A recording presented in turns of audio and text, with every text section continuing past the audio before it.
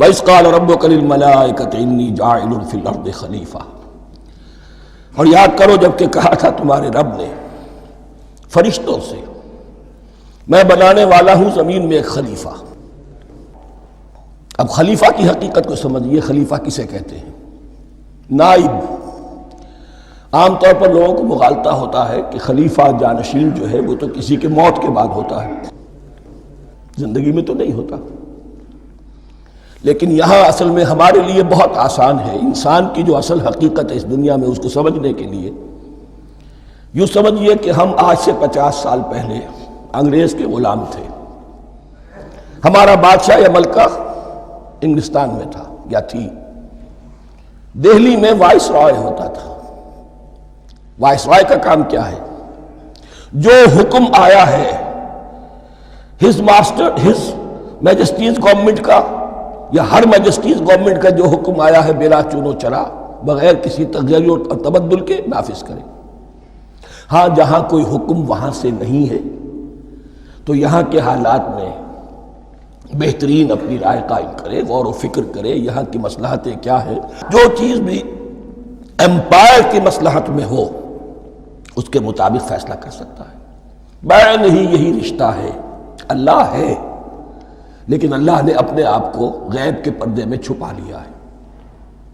زمین پر انسان ہے، اب انسان کا کام یہ ہے جو ہدایت آ رہی ہے اللہ کی طرف سے اس پر تو بے چون و چرا عمل کرے۔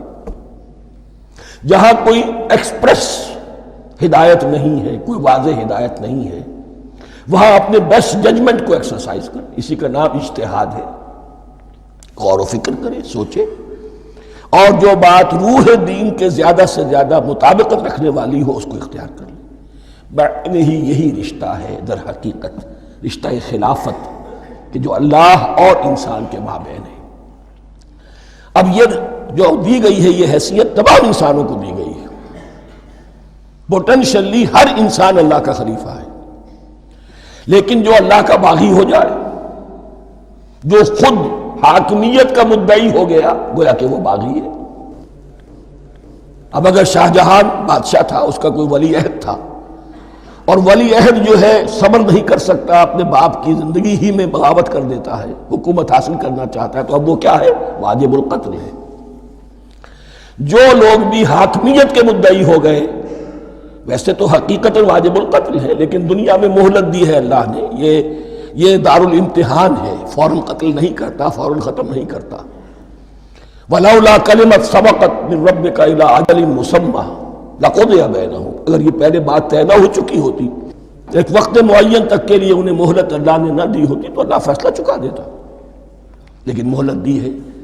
لیکن کم سے کم اتنی سزا ملتی ہے کہ اب وہ خلافت کے حق سے محروم کر دیے گئے۔ گویا کہ اب خلافت دنیا میں ہوگی خلافت المسلمین، صرف وہی شخص کہ جو اللہ کو مانے اپنا حاکم مطلق، وہ خلافت کا اہل ہے۔ تو یہ چند باتیں خلافت کی اصل حقیقت کے ضمن میں یہیں پر سمجھ لیجیے۔